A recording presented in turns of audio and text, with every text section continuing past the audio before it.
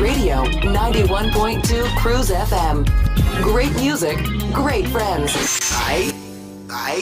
Basebo nabanyabo ntubakuruse yuko kandi tubatangira musibireje mu rubuhoroje ryarengaje ryandega kurunje izoba nari yo kubanza ibiro n'umukaga byo kwizwa mushanju umwaka wa 2026 izoba ryo kubanza kandi akashana kasibaho kurunje munonga kandi twenda kasimira mukama ruhanga sarapia betungura nko nizantyo umwabazi yogo again ogundo murundi okubasiyaho program ehangariye tunkaburijo muri izoba ryo kubanza no rwa kabiri tuba turiyaha okuhika kanise biteka tuko abanya Uganda kureba ngo twafuna ibigarukwamo berunji ahanshonga eziri kututeganisa nkite nk'abanya Uganda kandi no kureba ngo twafuna obubereho burunji omuyihangeri eritu ya Uganda dachika zabikumizo nkeza taragaza umushahe mwe yo mwebazo ntubakurusia yo mu program zone zarabo kurugum kasheshe evening switch lifestyle morning addiction mukasheshaho kandi nuko twiza tutyo na program ihangari yetu nkaburijo izoberi okwehandikisa kwa batezi bakaruru kwatandika kandi ariyo umukubiriza ninga aruku coordinating aje ibyo kuteza karuru mu ihango mu Justice Simon byabakama yacamya ya jirangu okwehandikisa kwatandika kandi arabate handikisize mu process eje yatandika tarukwiza kutera karuru okutirwaho ebiro 28 byo kwa mushanju omwaka gw'2026 nubwo turatere akaruru kaba chairman LC1 na LC2 konkebyo ntuza kubiteka harubaju tuyize kuganira hanshonga y'amashanyarazi nyina bahangu mu studios kandi bari ready okugenda misho no kuganira hanshonga y'amashanyarazi ikitongore cha Electricity Regulatory Authority chine amakagacho amakuru omutawoneje yambara street jabo kuma street ya Uganda Matters nho turi kandi offices zitu nkuru nho ziri mbwenu mwami Robert yashiraha ayebimbire timeji na Madam Faith kusima deka kwakira mwami Robert oramusi habaturikirize wewe munongo mwami presenter abaturikirize mwasiba muta ruhanga nabakunda mwebariye kutekaho Cruise FM radio kusinga y'ubuhango mu Western Uganda. Yebari, we are Western Uganda's biggest radio. Madam Faith, are you welcome to Cruise FM? Say hello to the listeners. Thank you, dear listeners. Good evening. My name is Faith Kusima, and I'm a compliance engineer at the Electricity Regulatory Authority. Okay. You're welcome to Kwaniriza mu Western Uganda.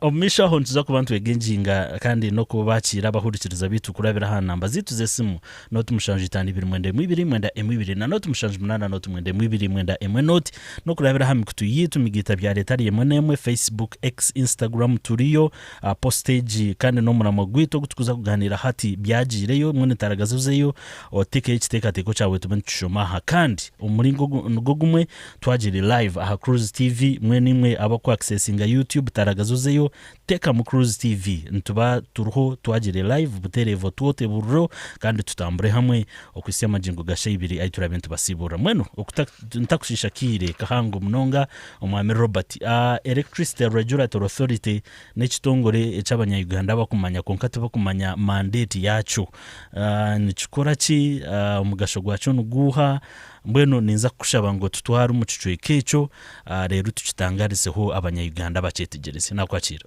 webare munongo mwa host yes amazina ganje ngo kuna nabagambire ndibanyita Karuhanga Robert kandi nkora n'ikitongore cha Electricity Regulatory Authority nka Consumer Affairs Officer engineer face nowe engineer kandi nowe team leader wa program eji. Okay. Ate kitongore cha ERA ninga era abantu bacheta ERA ni kitongore cha government. Ekyatandikiraho mwaka gw'2020 kandi kitandikisseho kikatandikaho ahansi ya Electricity Act ninga kiragiro cha mashanyarazi ecy'orukumu 1999. Government kachereza obuvunanyizibwa box supervising ebitongore byona ebyamashanyarazi mu Uganda kuruga generation transmission okuga distributing okugaguza heru okugihahe okugagura heru una no kuhereza za license so ekitongore ekikandi ogundi omugasho gwakyo ninga omurimo ogukine ninga mandate bakweta mandate omu rujungu nitwe tukuteekaho emihendo y'amashanyarazi bakasitoma baturukirize emihendo y'omu kushashura omuka y'amashanyarazi ti UDCL tiye kugiteekaho ekitongore kya ERA under section 9 niyo cyo ikuretera ngu yatereza obuvunanizibwa bwo kuteekaho emihendo y'amashanyarazi eje emihendo y'amashanyarazi ntibagumana bajya adjusting aburwanyuma y'emyezi 3 ogundi omurimo ninga mandate ya ERA wabo yine enshonga yona y'amashanyarazi oba amashanyarazi agaboneka kunda kurugaragaho oba transformer yawe ekafa ugire wumba UDCL wabagambira baziro bwire buringo batakuteekaho ningo yine mitefuire buri kizubu cyone cy'amashanyarazi amashanyarazi ngakunda kurugarugaho uriya bari abakarabya wayo mu itaka ryawe batakwiro utabahiro rusa ninga abakozi b'amashanyarazi bakakushaba sente mbweno ryaho shobangirirwe no ijo mu ERA oyijeyo na reference number ikizibu cyawe tikimaraho konga woza kwijo witu oyine kwijo ine reference number kandi jo reference number no gifunota no tera toll free number za UDCL kora nkirize niza kuzibaha aho mumishaho okay ogundo murumo gu ere gukora nito tuku okumonitoringa performance ninga enkora y'abitongore by'amashanyarazi ebikoro by'amashanyarazi ibintu bikora bita ababa UDCL aba UTCL aba UDCL amashanyarazi aguba kuhereza gabonire ninga tigabonire ko kwikomuka watekaho switch ninga socket amashanyarazi garoho ninga tigaro garoho ni mingi araho abantu abo complaininga nkubukubo mwabazyo fridge zanga kuzaho za TV zanga kuzaho okushanga ngumwe transformer ziri overloaded endijo omugasho gw'ekitongore kya ERA kigukora ituruho okuprotectinga interests z'aba customers mbwe nito tukubakikirira wabo yine oshobangirirwe na n'ikintu cyone kikwatiri n'amashanyarazi ningo rukwenda kutwebuza ibintu bikwatiri n'amashanyarazi no ija aha kitongore kya ERA ninga no tera namba ziti zesimu ninga no postinga social media handles ezinkuza kubashomera umwiri buri kwijaho okay ati UDCL ninga unkirize nkwese kigamuntu nga UDCL kwa abantu niyo bakumanya ine yabanenda nka kongeza y'amashanyarazi ninga kugura nka za transformer ningo kutambuza nka amashanyarazi gisyaho mu cyaro mbwe no kwa ukora investments ERA niyo kitongore kikubanza cya provinga ki plan zabo so nto approvinga investment plans eza UDCL eza UGCL na UTCL kingamba UTCL abantu abingi UTCL waso utajimanya noranka hari amayirina icyande kikuzibana ari ebinaka ebyoma by'amashanyarazi bingi yes ebi hatebye niyo UTCL hatagono mbweni niyo nka highway no amashanyarazi kogakuruka kuri yibagakora nkakikagati power plant yes hato kogakurugayo gatambura bagiha yo mani mingi nkoko kureba highway erukuruga kampara erikwijambara konka ko kwikambara kandi aronke emuhando gukutwara katete hatejo niyo UDCL hatiyo UDCL ne ya muhando gwambara ne yanka hanozan bypass yambara dene twarankai igutwara umucyaro okay dene kindi ekyamuheru ni kwakwa ni manyangu engineer ine binje yakwenda kubagambira nito tukhereza permits ninga installation permits ezabantu barukozesa uweza kuombeka enju yawe ninga factory engineer aza kubashoborera abantu ari kugira ngo nyonka shoma amashanyarazi na munonga ikintu twenda kugambira abantu abina abana bashomera amashanyarazi ninga bashobera amashanyarazi ayo batakukimanya itwitwe nito twino obuvunanzi bwo kuhereza iziba kweta installation permits ziri nka driving permit emotoka niberye yawe konka government ompolisi na kwemereza muhanda at driving permit erinka aha wenchi abo kuba nayendo protecting amagara g'abandi abantu yes. So na nito tukwereza permit kumakinga sure ngo wano wayaringa enju z'abantu wano wiring enju z'abandi wano wiringa factory wano wiringa radio station nkeji akuba hano urano mukozesa amashanyarazi mingi Yes. wakwata muzindaro nkogu ninga socket nkeji amashanyarazi tigine kukora kukutera ninga kusikama konka shito ekyo ntikiprovinga ntikiprovinga wijo witu okajyo tunyona heza kushoma amashanyarazi then tuja tukozesa interviews injini bya kuzakubarabiramu nebyo bice kamanze ndekeraho. Okay. Webaresebo. Thank you so much. Abahurikiriza njamwe agendo misho no kucetegereza ntaka iziro wawe engineer Faith reka mbaze nyo ubutumwa bubuke tugaruke. They say time flies when you're having fun.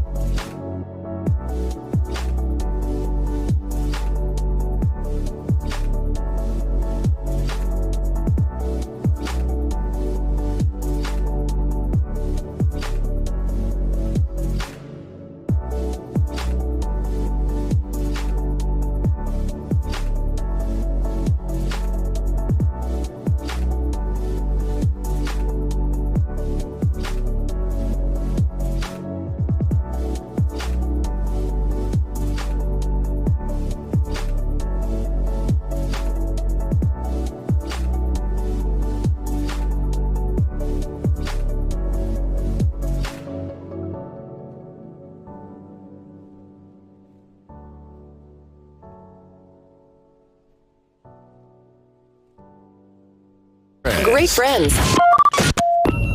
Western Uganda's biggest radio station 91.2 Cruise FM, great music, great friends. Tuchiriyaho program ihangariye tukandi tuyine banywani bito kurwo mu kitongore cha Electricity Regulatory Authority, ekitongore cyukwebwa mandate government GT ya Uganda okureba ngu abantu bafuna amashanyarazi garugo nkoko mwami Robert yatushobora kandi nemihendo yago erije ne basibwa buri omwe kandi buri omwe we nanyi n'amashanyarazi aga nagashashura je akurunje munonga kandi agiyafuna nagabaswa akureba ngo garaninga emirimo isheme kubana gakora umuka ninga mu kitongore ninga mu factory yashaba kukoresa amashanyarazi aga. Mbwenu engineer Faith, I want to come to you.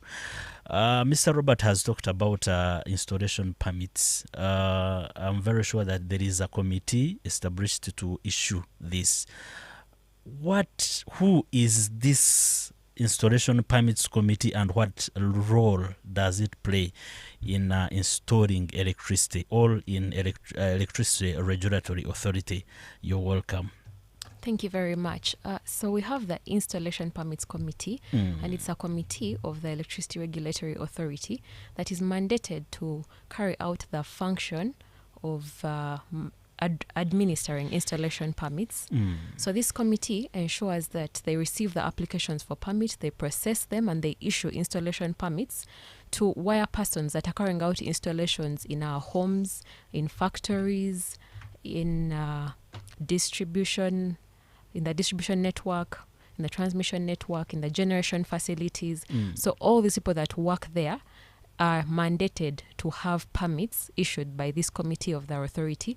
So it's actually a legal requirement that everyone that is carrying out electrical installations in all those various installations must have a permit that is issued by this committee of the authority. So this committee also ensures that it monitors the performance of these permit holders across the country to ensure that they are carrying out safe installations, to ensure that the electricity, we are using it in a manner that is safe for you in your domestic houses, to ensure that these houses are not getting burnt.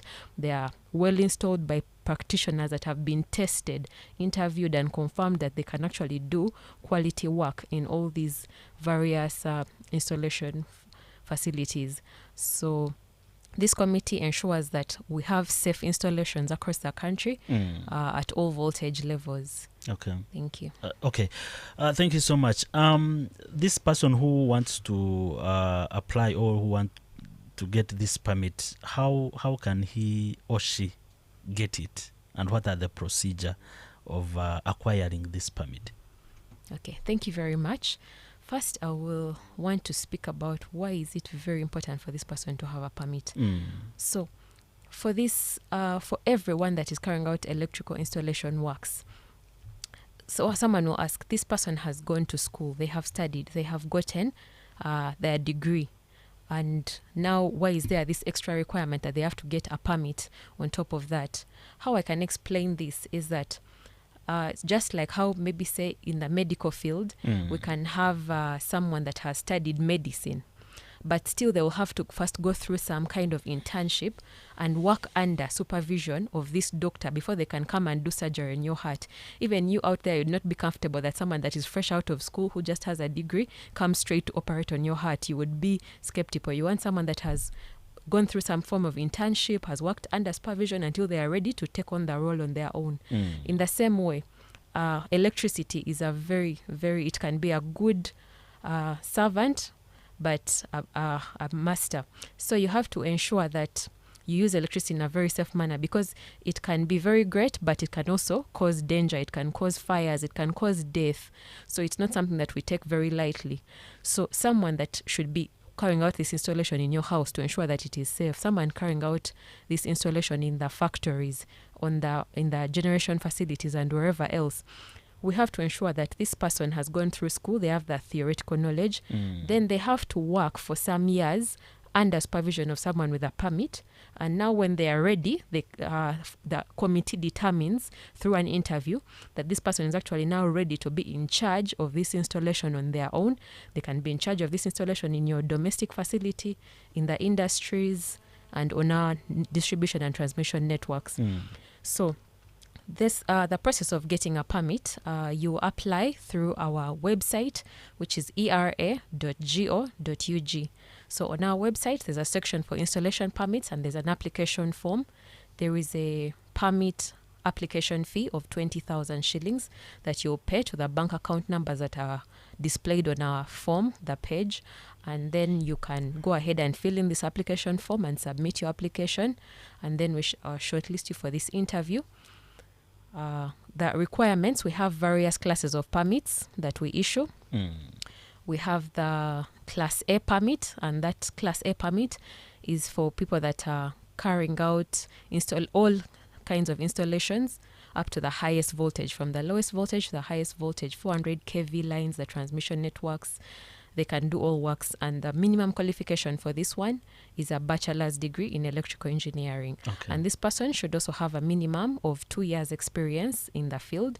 Then they can come and get interviewed and have a permit to allow them to do that work.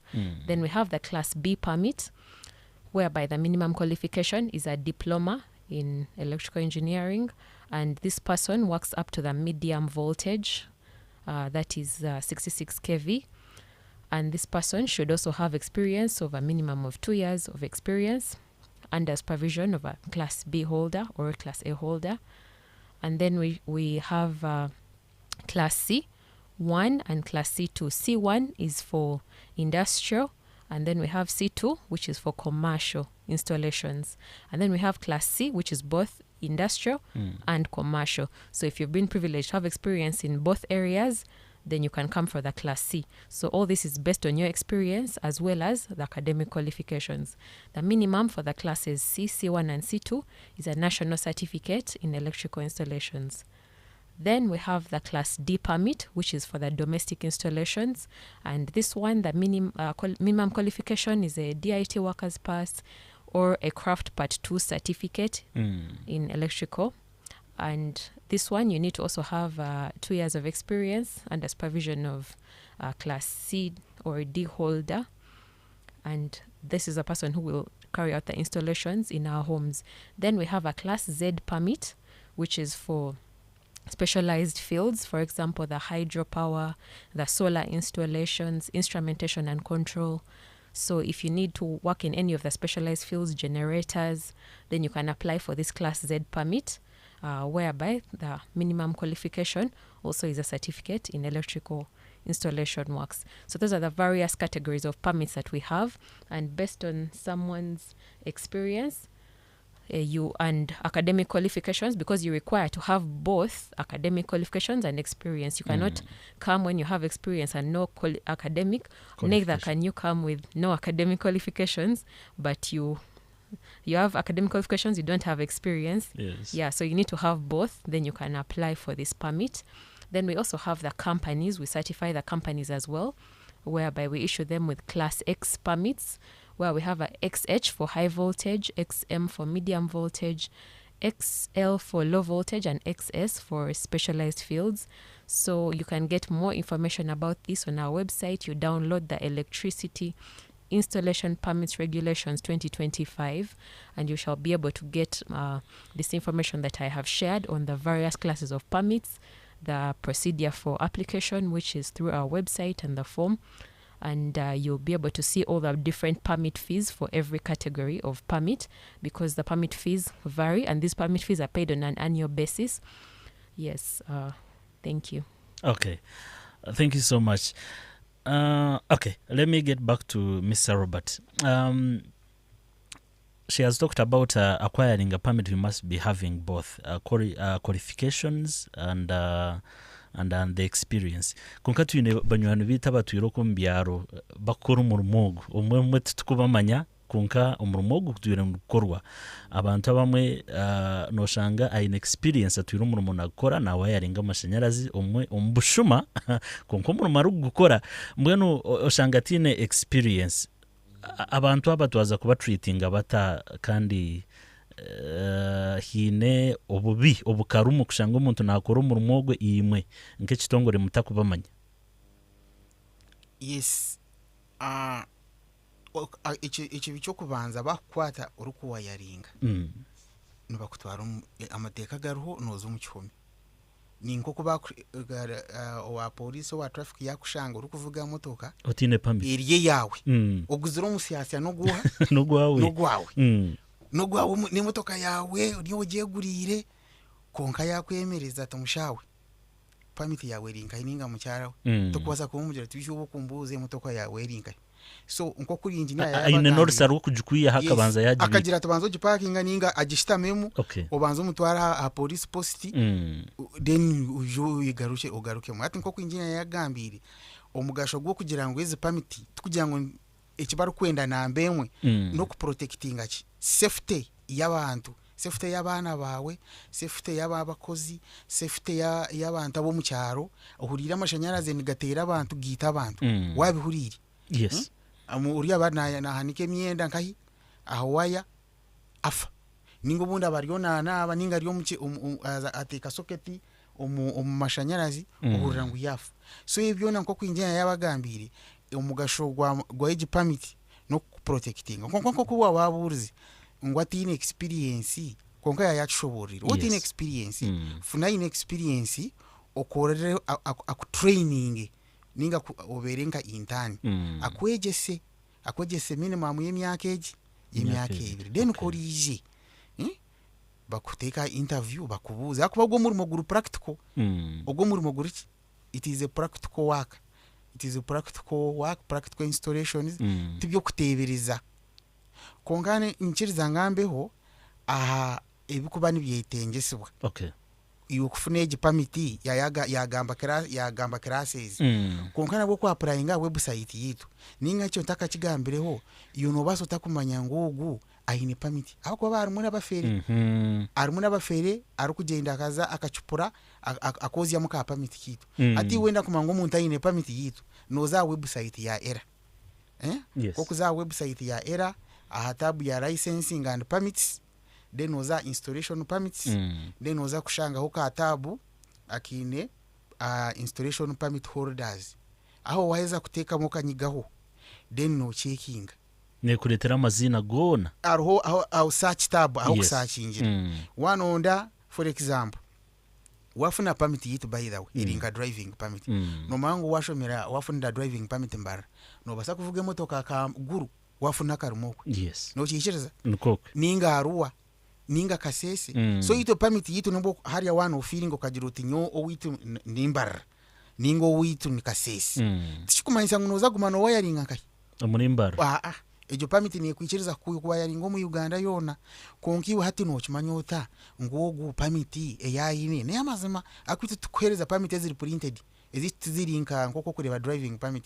eziti permit ziri electronic ziri electronic abo kugira ngo abantu batura hare konkate no clarifying ngota ninga no validating ngota ngweje permit ne amazima ne ya era yo kakuja ateji ni permit yanje oteringa ati njiji odebe izina riyi uzi hariya hina gambera website yitu usearching oteke mu izina riyi ryabura kuyije oteke mu permit namba yiyi washanga bitariyo umanyongo gwe yakubiye ubwo naba yakubiye ni yakuremeraho no tutera niza kushomera namba zitu nitukararifying konka nko ku engineer yabagambira okufuna permit yitu ecyo kubanza ushimye ko boshomire akubogu no muri mugwa abantu bashomire tibyo kupanja panja nkabafumu norabashaho arahaba umufumu na no wirwaro ati ite kirye kiwano obuzo tashomire icyo tukudiringa nawe ntudiringa no muntu wagize iki washomire ukashomaho washitama era one of the requirements injena aza kuza kubagambira oyine kujana na original certificates oboyine pass slip ninga transcript ecyo tukuchikiriza original certificate ya O level ninga A level ninga diploma ninga degree oyine kuboryo munya Uganda oyine kujana na original chi national ID oyine kujana yo dena na engineer maybe naza kukibagambira mu mishaho application fee nemitware ejo emitware ebiri kandi obukushashura emitware ebiri ejo no shashura bank account yiteringa iwaza a website okata ohari okwaprayinga new permit ekikubanza kuija page yo kubanza ne bank account zite mweri mu Stanbic endije ryo mu Standard Chartered so no basa kushashura omu banka ninga no basa kushashura owa bank agent atko kweza kushashura ejo application fee then oza website ofiringa watachinga ho application ejo receipt oteka mu your personal details oteka ho academic documents ezoine oteka ona na experience na CV onyiga submit mbwenu nkoko kuza kugambira ntiza kutantu interviews ku ruguru wakanga hi orwakashatu naza kuba naza kubishoborera waza kwijo mu interview wezo o making sure ngo applyingire nkai website twikiriza umuntu arukwijja ngo nyonyija koraki otaka sente nkaka yutukubyichiriza oyine kubanza wa applyingira website itito ko kweza kwa applyinga website engineer funa notification na checking mu system areba ngo yoka koraki okwa applyinga yes nangeri bibuzo byo nabigarakamo yebari konkanta karjuro waja okushomesa bwo kuno kuza kutandika ibiro 8 orwakishatu kwisi biri kombi okushomesibwa no kwa nyenchakari ni nyenchakari nibwe tuyino mushomo omushomo gw'abantu bona bashomera amashanyarazi owashomire owashomira amashanyarazi kandi akagishika oboyine certificate oboyine diploma oboyine degree nangwa nuwo kubotine experience no ija oyege oyetebekanise ojirote oteche nicho chikweta gisabo kuba nko engineer yagambira atwine regulations ensya installation permits regulations of 2025 ebintu tukabihinda hinduramu nambwe noza ko yichirize maybe will also break down for them those key changes in the new regulations such that those ones who will not have the opportunity to travel to Mbarara can get to know what changed because in regulations enkurezi beziruho njo kurebera hati yagambira ngo atwine regulations iki ensya ati nkoko kureba for example installation permits I mean driving permit one of the requirements oyine kubo ine myaka 10 na 8 konkati government ne basa kuja nekira girukisya ehindure mwayiteka hato imyaka 16 nakora ki na hatatu na yichirizo hato wone ngo buntu butugizereki obutuhindwiremu kandi buri ki kandi abenshi tukabuhinduramu abo kuba abantu abo kukozesa amashanyarazi abo kuba itwe era turi stakeholder aba ba wire persons turi stakeholder sensitive bakabi no kwetombwitwa kwingi ngo amateka ganyu tugari flexible amateka ganyu garugate nagate ati injinya naza kushoborera uti maybe nanye ndona ngo cyandike wawe ejo mubuzeho uti regulations zinsize 2025 ni bintu cye byahindukire we bari mununga se konka nyencha kare twabeshengereza muje shahi ibiri omushomo no gwabusha mwije mureba IPC nyencha kare tereza ko betari interviews niza kutandokorwa akashatu kurugashahezi ibiri kurgashahi ibiri kandi ine kwa prayingira aha website we bari munonga se. Thank you. Reka tugake tumuraho kace tugarike.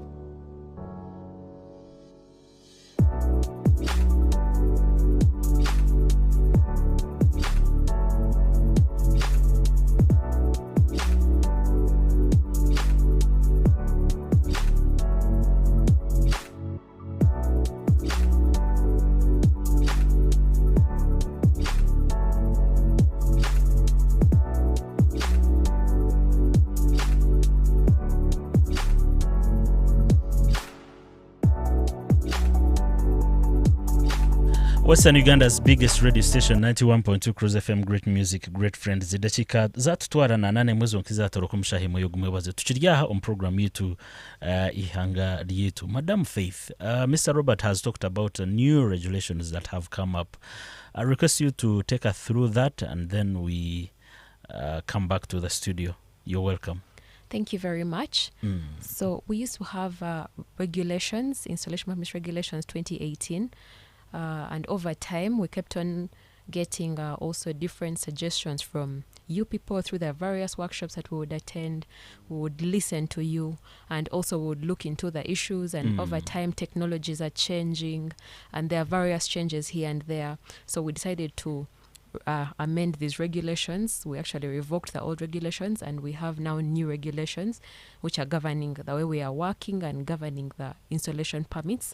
Those are the 2025 regulations which we have established, and we welcome you for the workshop that we are going to have tomorrow at the ERA Mbara office, where we shall talk in depth about these new regulations. We shall talk about various aspects. We shall even give you key insights into the safety and the various things you need to know, which will even help you in your interviews for the days to come.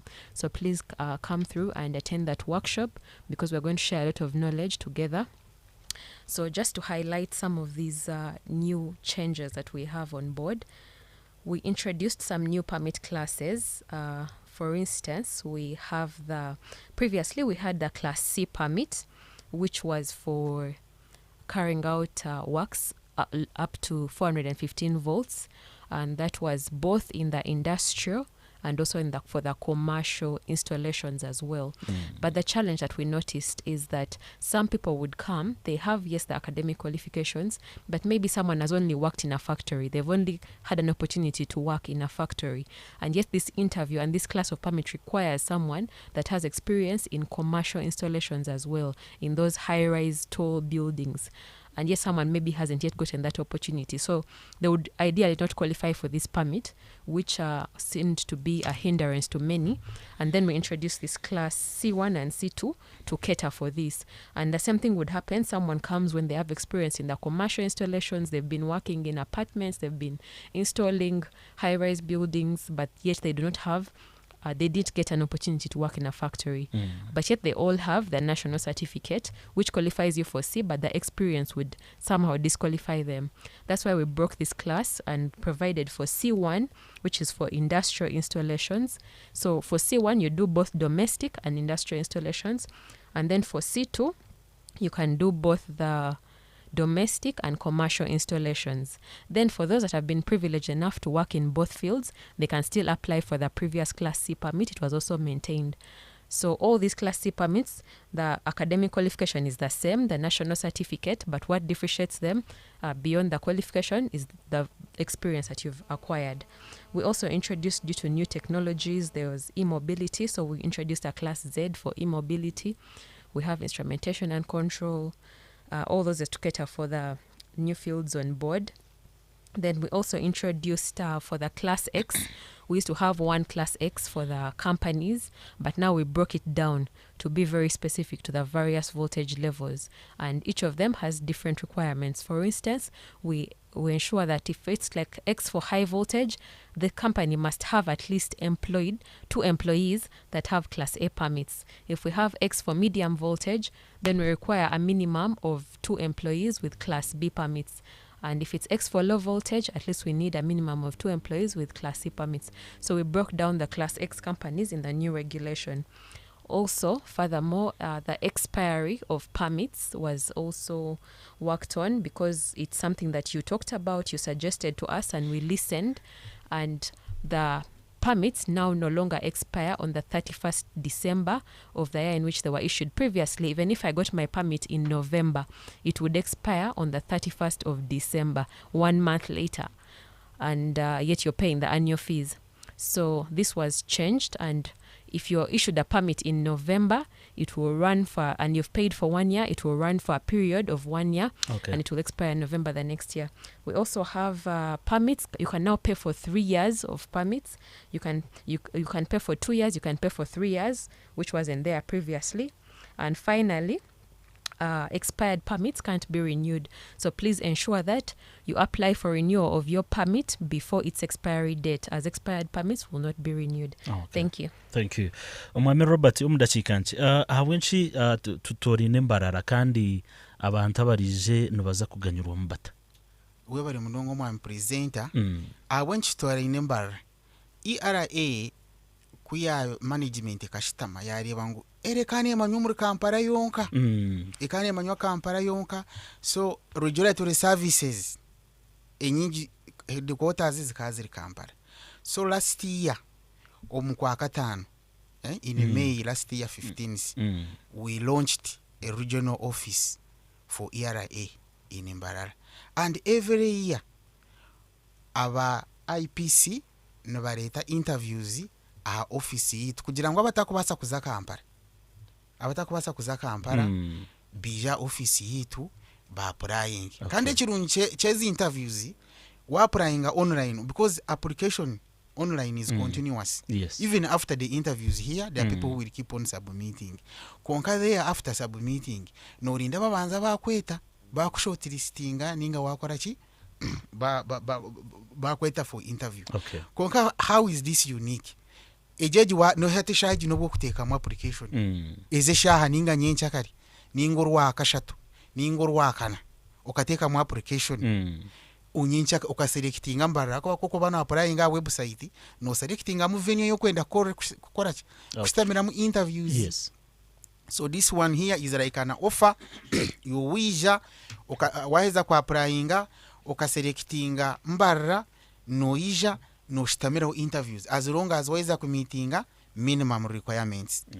So ekintu cyo muhinde kiruho kugira ngo we are now bringing services closer. Kandi ekinde ekyo muhinde kiruho interviews za Kampala zani za kubaho weekend kwije taroza workshop no ija obitomera konkati hano ija tubanza tukubangwa banguramu obuza n'ikibuzo cyawe bakubuza ba IPC akwa abatogu madam ogu engineer face ari ya committee nuwo mwara abari hari ya interviews bweni nkati wanonda kuronde mirumo. For example ine ka job advert nondo muntu presenter akora ku Cruise FM konkota katire interviews okajana cyo tatu mwene abantu mwene abakwenda kwa applyinga mbanze mwije mutubuzo ebikwatirira na Cruise. Isn't that fair enough? Very. Isn't really that fair enough? Kugira ngo aba IPC akubona abantu bakushoborere what is IPC committee. Nibahi ba member bokugirumu. So nibyebyo mukama wanje. Nshobora nkiriza nkugambire officer heri ninge cyo wanoza kukimbuza muheru reka nkikubuza muheru reka tubanze twatugu ari hasimu Cruise FM alo yesebo yesebo wasibota sebo turije nkabuze n'abari batedede kuza amazi ga problem tayo kasima nakatero umutigara amashema mwina amashanyarazi okwe amashanyarazi ga hamwe no habara gaje abina kunyombyaro ndaga tayo ndaga kuyoma egrom town mwene kibuzo cyawe habakuru aba alitangira kumanya iyo company nani ndagukora mu yes imenyaka notasanya 18 ninga wa imenya 15 somero twabya wisireje ninga neno gikora okay employment act tekwikiriza ku recruiting omuntu ayine ahansi imyaka 18 yes okay so itonto no tandira miki 18 kugaraka higo okay yibari Cruise FM alo nkusarapyo yesebo rutorwa totsinsa ndiri ndi ryoti bari kutereza nimwe mu bari kurikiriza kakarama ngwacuma tinkurka yibari Ronnie Santos Mr Vibe to mu kusharuzera na kutungaje butereve simira bakuru abo mu studio bansimira ubuzima just I was appreciating okay thank you so much tune munywano witu na bemanye Emmanuel yarabira hakibanze cyutu cha X ari na that good evening Mr Serapi I'm ever listening to you from Chitoche Mabira Kashari Kagezi Simon ari na that good evening Mr Serapi thank you for the show and thank for me those visitors from Era Uganda for good information about electricity cruising in from Kabgohe Shema akandwa naho Daniel Alnoja this era is doing a great job. Let them keep us lighting no matter the situation. Mushawe jati murion mukoro murumo munonje munonga kandi mugumize mu no murumo gwe ariyo nabasima munonga Cruise FM alo yesebo Logamba kisarapyo nsibirejesha ni wokwe yao yes Logamba ona asimu kuruga kuni abuyaga ryantonde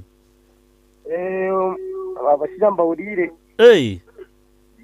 ihine cyo wanoenda kubabuza apana wano basima nabye nimbasima yebari kare thank you okurabira hachima aha mukutugwito gwa Cruise TV namanya Emmanuel yagaraka yarabayo kandi atukuratira duna tuwotaburro yebari Hilary Martinelli Hilax Martinelli ari Ruyanga streaming live thank you so much Martinelli kandi yebari no kunda Cruise FM Mujizi Duncan I don't know thanks for the good program in many countries power is so stable no load shedding.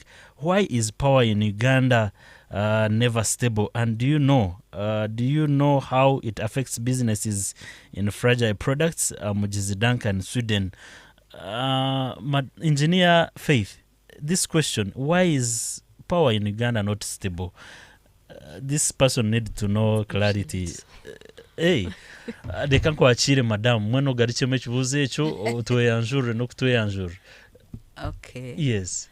My name is Chohaire Charlotte. Okay. Ni Nkolom Era. Nka principal legal officer. Okay. So ninza kujezo ninjezo kuyamba. What is his name? Is called Duncan. Wondering when in Uganda we don't have stable power. Yes. I'll just give a little bit of a background. I think Duncan can understand English. Where we are coming from as Uganda in terms of electricity reforms and where we are going. We started, I think if you could remember the UEB days where we used to have one UEB, Uganda Electricity Board, and it was all together, the transmission, the generation, and the distribution. Later, Uganda thought that how do we increase our generation? Because then the load shedding was even worse than now. Yes. And the issue then was generation. We didn't have enough generation. So the government called in private players. Now we have enough generation. We have Karuma coming on board. Some of the units are already on board. Yes. So in terms of generation, we have generation. So, but what happens to me, the person, the consumer here down, why do I sometimes see no power? Yeah. When we unbundled, we brought in a private player who was Umeme at that time. The government of Uganda signed with them contracts for 25 years. last year the contract expired or ended, and the government said, now let us go and distribute the electricity ourselves as Uganda Electricity Distribution Company Limited. Okay. The company was already in place, but they were distributing just a small portion of our electricity, and 99% was being taken by Umeme. So first of all, we are going through a transition as a country. We are now in our second year of bringing our own on board, which is very good because we want to reduce the tariffs at the end. And I think since they left, you can see that our tariffs have reduced. Yes. So, but those small hitches that you sometimes see on the distribution network are due to either faulty line or sometimes, and it could be just in an area. We are yet to get to a level where we actually we monitor the line and we're able to know that this person is now off power. Let's move to their home. Unfortunately, as of now, we are still monitoring it by you telling us that, hello, that's why the toll-free lines for the UDCL should be available. Okay. Yes, so that the person is able to report. So those are the few hitches that we can talk about. But in terms of generation, we have enough power as a country. And so when you sometimes see at your home that my power is off, it could just be a line that has tripped, or it could just be a transformer that is off, or something at the substation, but that should have a response. And we have timelines when that response should actually be worked on. Okay. Yes, yeah. Thank you so much. Nakiri nako katutwara abahurikiriza bitu abarungi ninyenda tukozesa obudakika obu nkabubira obwonko obutwasigaza. We get out from here. People are appreciating you, Engineer Faith, and thank you for the good work. May you give us something to end this program, your concluding remarks as we get out from here. Okay, thank you very much. First, I would like to appeal to all the dear listeners. If you have installations out there, please ensure that you're using a certified wire person to carry out your installation works to ensure that there is safety. You can always check our website, or you can call in our numbers, which Robert will share. So you can be able to reach out to us and we can check for you and confirm whether the person you're using is certified. I would like to also welcome you. Tomorrow we shall be at the ERA Mbara Region Office conducting a sensitization workshop, which will be starting at 8:30 a.m. And then Wednesday to Friday, starting at 8:30, we shall be conducting permit interviews. So you can apply online. You can even apply on that very day and still just apply and come. Or you can come and we guide you on how to apply. So we welcome you. For as long as you qualify for any of the permits that we've shared, please come and we shall interview you and give you permits. Thank you. Thank you. Thank you so much. Omwami Robert, tushomere namba zesimu turija no basa kukolesa microphone ejo, it's okay. Ikolesa akazinda. Yes. Namba zesimu ni 0200 506 093. Okay. Ninga 0200 506 093. Itita twine toru furinka UDCL kanda WhatsApp. Yes. No basa kutsintira 0 igana 88 igana 88. Okay. Konko nchirize nshobora abaturikirize office yito muri Mbarahe kushanga. Ejo street eruho Uganda Matazi Church. Niyo street eruho National Waters, eruho NSSF, ahakizimbe kiruho UCC ko kwikaho. Ikinoza kureba sign post yitu niyo kusinga oburungi, niyo kusinga obuhango soto kubasa kubura. Kandi program ko kwinjinya yabagambire anshabire ngonje bashoborere. Nyenchakere twineho interviews, twineho workshop, sensitization workshop ey'abantu abashomira amashanyarazi bonka. Abayinebizo by'amashanyarazi mutakije. Okay. Just nabashomira amashanyarazi deno rwakashatu twineho rwakashatu. Yes, twineho interviews kurugashahi ibiri orwakashatu orwakana na norwakatano. Okay. Konka kwija interviews zitu oshimiye kuba wabanza kwapora injira aha website. Reka turija murare kurungi okwisyogondo murundi nyenchakare ihangariye tumurarije. Now and again